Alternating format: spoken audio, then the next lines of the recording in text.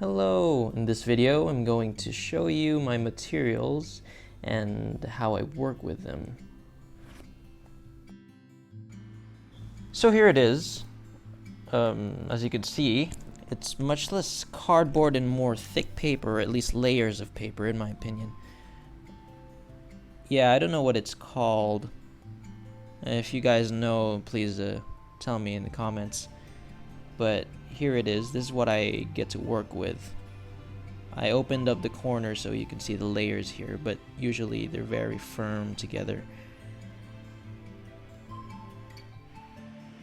Here it is in the form that I buy it in. They come in sheets. And yeah, I buy them from bookstores and craft stores. Alright, so whenever I work with bigger projects such as armor, swords, and the like, I always get left with scraps like this, even smaller sometimes, but I always find a way to make use of those and make the smaller things, maybe smaller swords, maybe shields, maybe rings and pendants too. So nothing much is wasted here.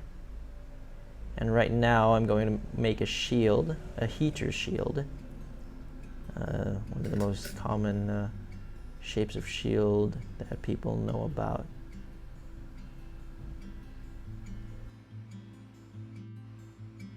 What you're looking at now is the process of any of my projects, really.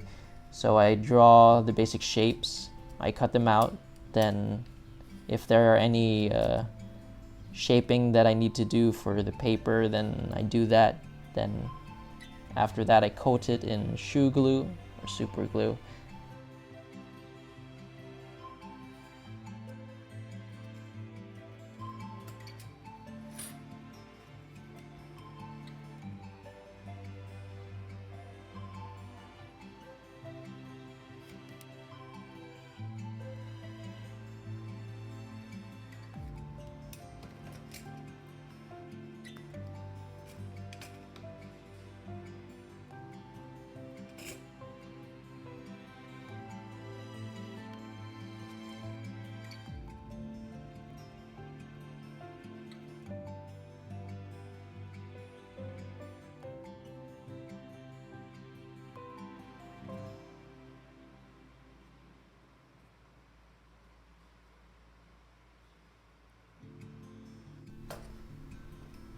Oh, the tip is dulled. Ah, there. Sometimes I don't really need the full thickness of my material. Fortunately for me, it's made up of many thinner layers.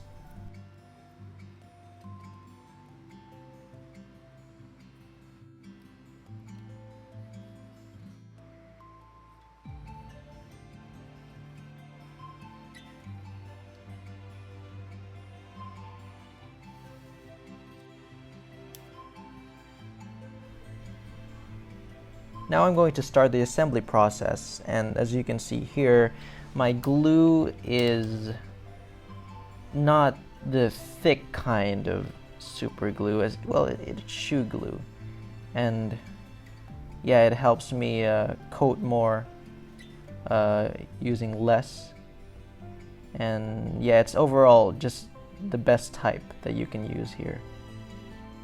It doesn't have to be the expensive ones, because you're going to be using a lot depending on what type of project or how big it is.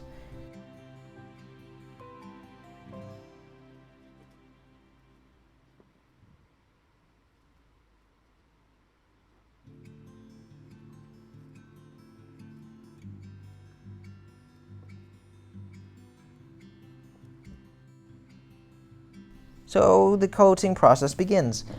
Though I must say, whenever I coat things, whether it be a smaller surface or a bigger surface, much more a bigger surface really, the glue releases this sort of fume when it's drying up, and it's really unpleasant. I usually advise wearing a mask and probably some goggles while doing it, but it's not that bad. But when you're doing it a lot, it's best to be safe.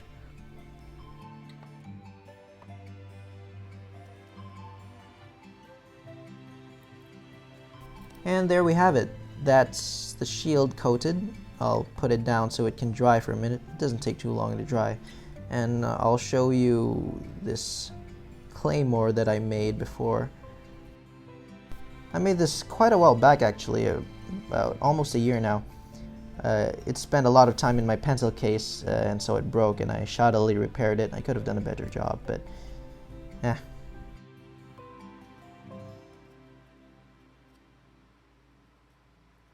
It's mostly dry now after 2 or 3 minutes, and with the glue being absorbed into the paper, it makes the material much more rigid, stronger, and to an extent water resistant. I've had a lot of my projects soaked in water. I even dipped one of my my swords in water and it came out unscathed. But yeah, so compared to the original material, it is significantly different.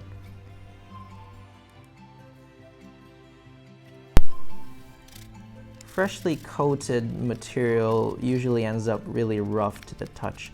So what I do is I grab a piece of sandpaper with a grain of 220, I think, and I just give it a little rub, just smoothing out the sharp edges and whatnot.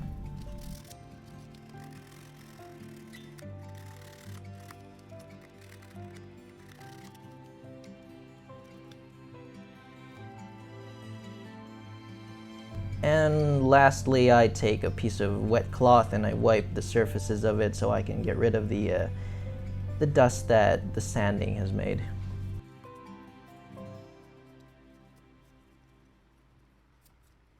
And there you have it. What's left is painting, but that's the process. Stay away from poster paint. Just don't. Yeah, I'm really happy about the versatility of this material. A friend of mine asked if I can make a chair or a stool out of it. Might as well try. I still have some of the pieces that I made that have lasted despite being used extensively. Still, it isn't the strongest material in the world. I've discovered it's not best for making things used to hit people with.